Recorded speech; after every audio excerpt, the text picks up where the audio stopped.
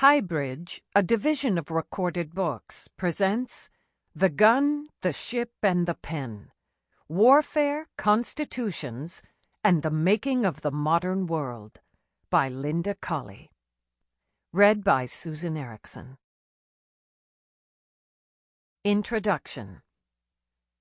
It was in Istanbul that Kong Yowei witnessed the transformation at work.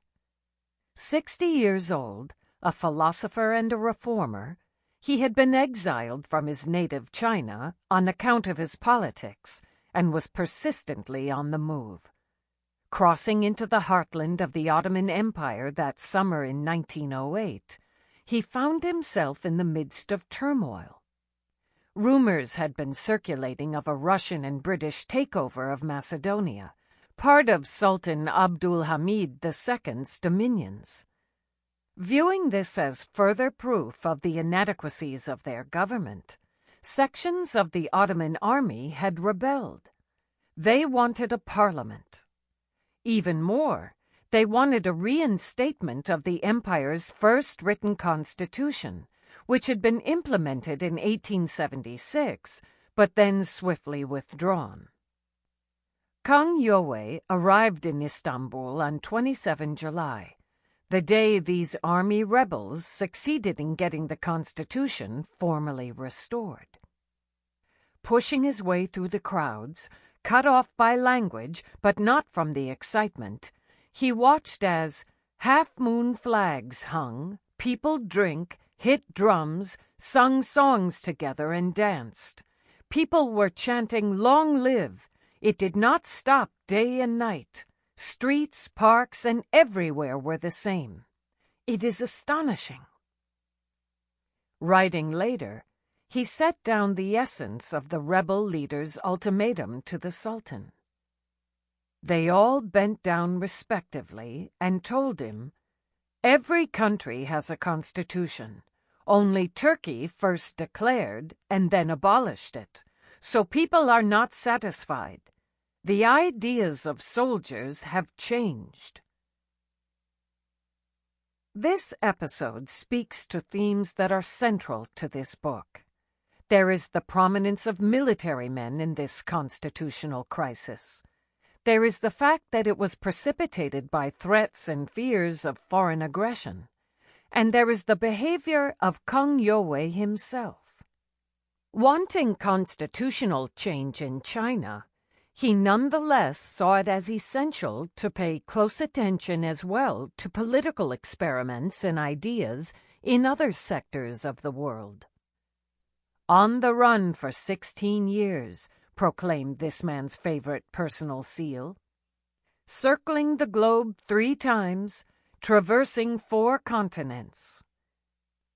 Like other activists who feature in this book, though to an extreme degree, Yowei took it for granted that a viable political constitution could not be the introspective creation of a single polity.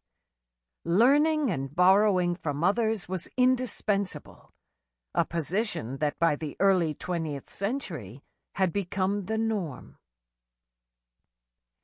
But it is his account of the arguments used by these military rebels to face down the Ottoman Sultan that is most striking. As Yowei tells it, these men insisted that, even among the empire's common soldiery, ideas had changed. They made a still more arresting assertion that by now, in 1908, every country has a constitution. To an important degree, these claims were substantially correct. Since the mid-18th century, new written constitutions had spread at an increasing rate across countries and continents. This had worked to shape and reforge multiple political and legal systems. It had also altered and disrupted patterns of thought, cultural practices, and mass expectations. Collections of rules of government were nothing new, of course, but went back a long way. Some city-states in ancient Greece had enacted them in the 7th century BCE. codes of written laws emerged in different societies earlier still. Slabs of stone inscribed with the Code of Hammurabi, ruler of Mesopotamia, in what is now the Middle East, survive from before 1750 BCE. But such ancient texts were generally the work of single authors and potentates. Most were far more concerned to set out rules of conduct for subjects and fearsome penalties for defying them than to establish curbs on those in authority or provide for individual rights. Moreover, most early codes and collections were not produced in large numbers or designed for a wide audience. Even when law codes and charters began to be set down on parchment and paper, and levels of print and literacy expanded in some regions of the world, acute limits on circulation persisted. In 1759, the English jurist William Blackstone would complain of the continuing lack of a full and correct copy of King John's Magna Carta, even though this was a celebrated charter and had emerged 5 centuries before. Yet, as this outburst of impatience on Blackstone's part suggests, by this stage, the situation was changing. From the 1750s, and in some particularly war-torn countries such as Sweden even before that, widely distributed iconic texts and single-document constitutions aimed at constraining governments and promising a variety of rights became more numerous and more prominent. Thereafter, such documents proliferated exponentially and in connected waves across multiple frontiers. The quantum surge in the number of constitutions that followed the First World War, and still more the Second World War, lay in the future.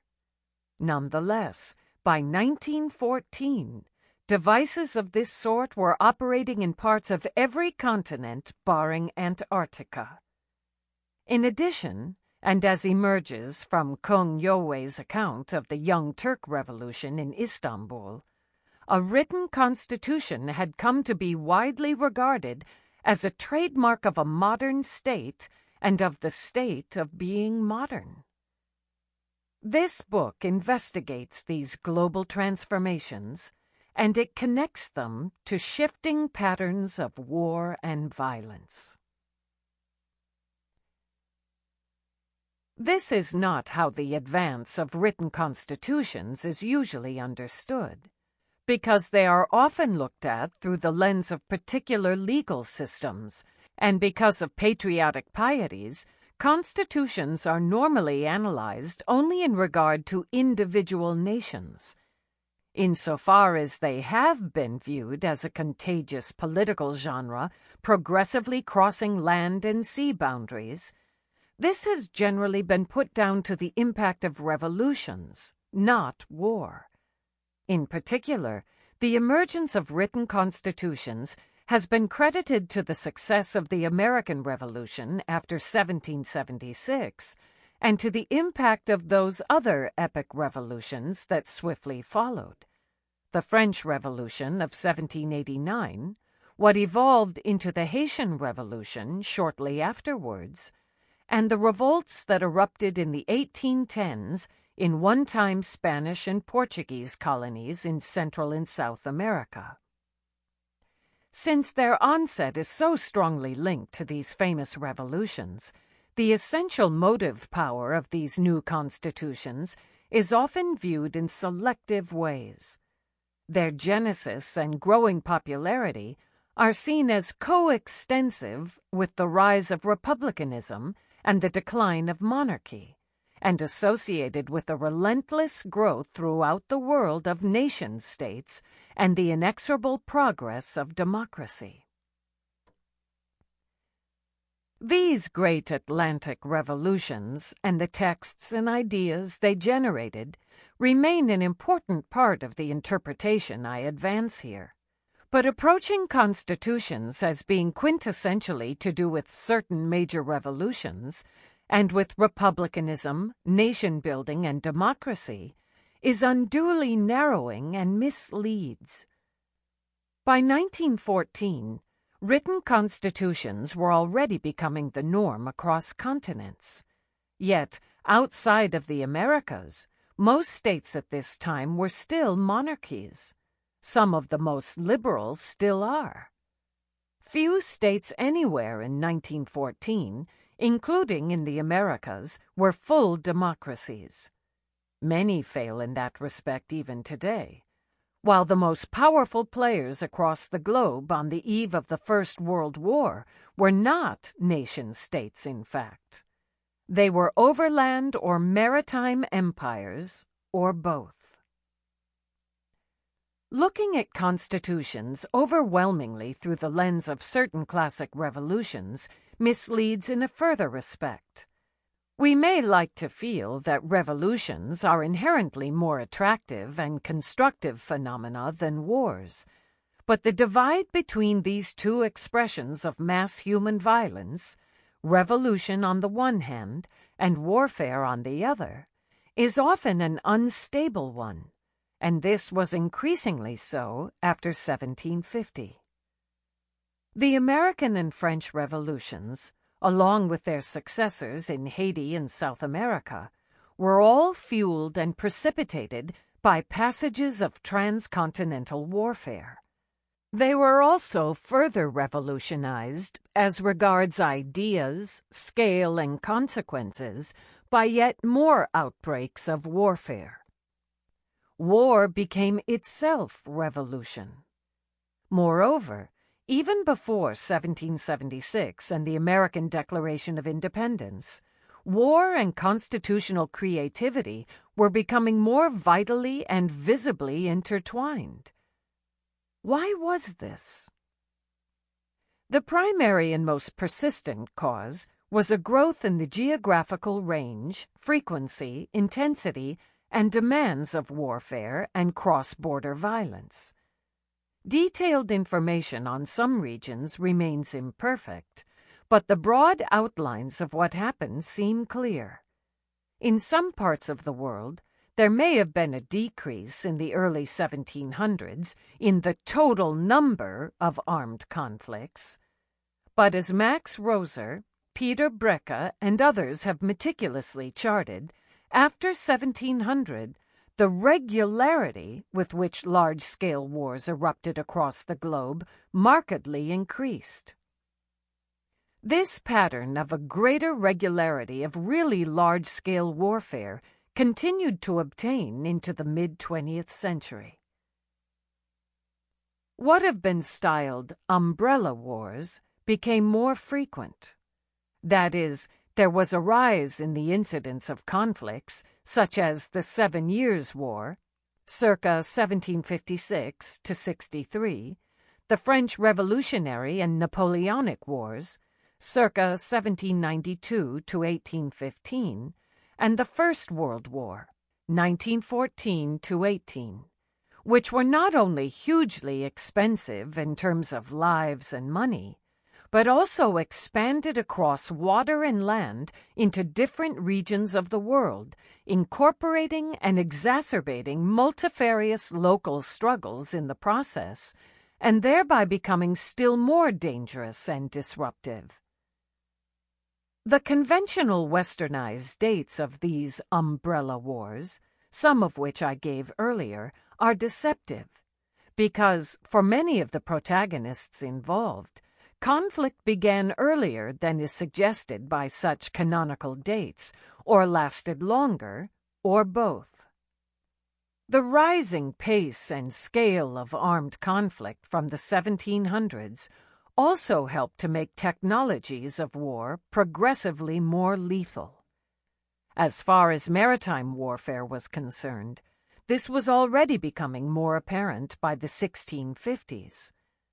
After 1800, and still more after 1850, overland warfare, too, became rapidly more mechanized and deadlier in its effects. This combination of more recurrent and elastic large-scale wars and more lethal methods of warfare continued into the mid-20th century, by which time possessing or aiming for a written constitution had become the norm almost everywhere. The impact of these changing patterns of warfare on constitution-making was at one level a structural one. Choosing to engage in or being dragged into wars that were now, more habitually than before, extremely large, frequently involved substantial navies as well as land forces, often spread across continents, and, even for minor and reluctant players, could be acutely expensive in terms of lives and cash, put states under severe strains, often repeatedly so. As a result, some political regimes were seriously weakened and destabilized. Others fragmented and erupted into civil warfare and revolution. New regimes emerging from these war-bred crises progressively elected to experiment with written constitutions as a means to reorder government, mark out and lay claim to contested boundaries, and publicize and assert their position at home and on the world stage. But even states and regimes which proved more successful at war and avoided collapse or serious fracture frequently found themselves needing to reorder domestic government and raise their game. Accordingly, even for more resilient states, and not just in the West, the appeal of issuing a new legal and political instrument on paper tended to increase. Drafting and publishing a written constitution supplied governments with the means to legitimize their systems of government anew. It made available a text by which to rally wider support and justify expanding fiscal and manpower demands. This was a vital part of the allure. The new, more mass-produced constitutions functioned in effect and in part as bargains on paper. Male inhabitants of a state might be offered certain rights, including admission to the franchise, as a quid pro quo for accepting higher taxes and/or military conscription. As the great sociologist and jurist Max Weber recognized, this was increasingly what happened. Himself caught up in constitutional debates in his native Germany in the wake of the First World War, Weber would lecture his students on how the need to expand military discipline over the years had inescapably brought about the triumph of democracy. Different societies, he argued, had wished and were compelled to secure the cooperation of the non-aristocratic masses, and hence put arms, and along with arms political power, into their hands. In return for a willingness to fire a gun or serve on a ship, something that, from the 1700s, became increasingly needful across continents, a man might secure the vote and more. And this deal might be outlined, put into law, and publicized by means of a written and printed constitution. Weber's brutal analysis supplies some of the answers. It explains why, especially after 1850, polities in parts of Asia and Africa, as well as in Euro-America, were issuing constitutions that simultaneously made military service compulsory and enfranchised all or sectors of their adult male populations, but only men. Because this was a further outcome of the intimate connections between accelerating levels of warfare on the one hand and the proliferation of constitutions on the other. Women's perceived incapacity for military discipline helped to ensure that, at the outbreak of the First World War, the vast majority of these texts, still explicitly excluded them from active citizenship. There is another major respect in which mounting levels of violence influence the spread and the quality of constitutions. As levels and scales of conflict accelerated from the 1700s, so too did rates of imperial competition and conquest. Every continent, including Europe itself, was exposed to heightened levels and threats of imperial invasion. Written constitutions have traditionally been examined in relation to the rise of nationalism and nation-making, and that is part of the story. Yet empire also played an essential role in their design and proliferation, unavoidably so. Of the 12 most populous political jurisdictions existing in the world by 1913, 11 were not nation-states. They were empires. Britain, China, Russia, France, Germany, the Netherlands, the Habsburg monarchy, the Ottoman Empire, Japan, Italy, and the United States. The last of these, with its overland continental empire, combined by now with control over the Philippines in Southeast Asia. All of these empires, not excluding Britain, experimented with written constitutions, and, in the process and for their own interests, contributed to their spread and diversity. Different empires use these pieces of official mass-produced paper to legitimize their rule and to regulate territories seized by their armies and settlers. Some empires deployed new constitutions so as to disadvantage and discriminate against people who were in the way of their territorial expansion, especially those who were not white.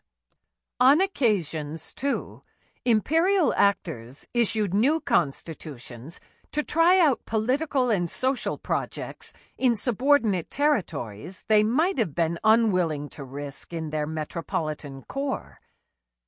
Empires on the defensive, meanwhile, like many nation-states under pressure, were increasingly drawn in the 19th century and beyond to adopt a new constitution as a means of reinventing themselves and, in the hope, as Kung Yowei witnessed in the Ottoman capital in 1908, of keeping their subjects and lands together and intact in a hostile world. Yet there was always more involved than this. By their very nature, written constitutions are protean and volatile pieces of political technology. They hold out the enticing promise that the words and clauses contained within them will bring into being a new, improved reality. New constitutions offer, or can appear to offer, the prospect of benign and exciting transformations. Consequently, there was far more to their widening circulation and attraction after 1750 than the top-down responses of hard-pressed politicians, states, and ambitious empires. Other forces and lobbies were also powerfully attracted to the genre and progressively drawn into its making. And, yet again, changing patterns of war and violence were instrumental in this regard. At one level, the same burdens, disruptions, and dangers caused by expanding levels of conflict and aggression, which cause political elites progressively to turn their minds to new constitutions, could also agitate and sometimes activate those below, the ruled, the subaltern. Recurrent warfare drained away money while demanding more. It cost the lives of rising numbers of soldiers, sailors, and civilians, often undermined livelihoods, and repeatedly disrupted trade and the normal workings of communities. All of this could foster more critical scrutiny and discussions of structures of power and authority, and spark anger and resentment. This, in turn, could, and did, prompt demands from below for enhanced rights embedded in new or renovated constitutions. By the same token, the burgeoning scale of mainly Western imperial expansion caused some outside the West who were at risk and exposed to its force to experiment with their own defensive and distinctive constitutions. This trend was already becoming evident in some regions of the world by the 1810s, and it did not necessarily involve a close emulation of Western political and legal ideas and nostrums. Rather, as we shall see, adopting and adapting paper constitutions enabled some polities and indigenous peoples outside the West, but pressured by rising Western power, to make adjustments and hopefully strengthen their systems of governments and defenses. It gave them a chance to proclaim on paper and publicize that they were viable and modern and therefore not fit targets for imperial takeover. It also provided an opportunity for advancing different and distinguishing interpretations of what was involved in being a state and a people, and what was involved in being modern. The rising circulation of written constitutions after 1750 should not then be understood only as a simple case of liberal and nationalist ideas and methods spreading inexorably outwards from the Atlantic world. To adapt Sebastian Conrad's interpretation of the Enlightenment, which is also part of this story, this other transformation, the global spread of constitutions, was rather the work of many different actors. More often than not, these actors were people influenced by geopolitics and the uneven distribution of power. Their ideas and actions were also often fed by high hopes and utopian promises. But writers and advocates of constitutions were almost always influenced as well, and at some level, by threat and by violence. It follows that paying close attention to the provisions and wording of different constitutions drafted across time and in multiple places is vital, because it is only by doing so that we can uncover, identify, and unpick the many and various visions and ideas that were involved. Consequently, this book draws heavily throughout on the texts of multifarious constitutions that were written originally in many different languages and that derive from locations in 6 continents. I have also been concerned to look at the ideas, personalities, and actions of some of the writers and activists involved. Those men, and before 1914, it mainly, though not invariably, was men, who, as well as being often preoccupied with violence, the gun, and the ship, also made studied use of the pen. Since constitution-making was so interwoven with war and violence, these writers and thinkers are not necessarily those whom you might expect.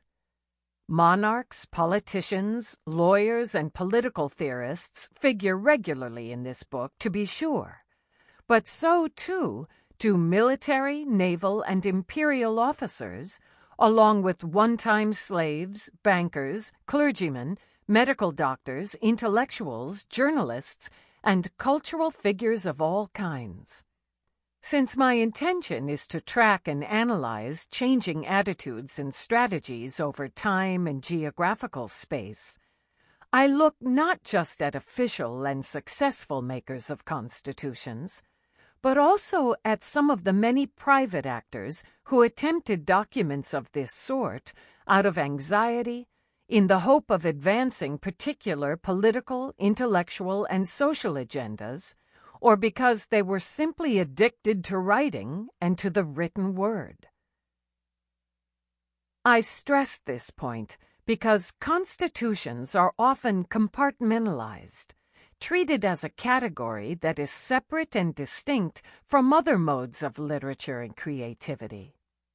Yet many of the Constitution drafters, thinkers, and advocates who figure in this book were engaged as well in other. Sample complete. Ready to continue?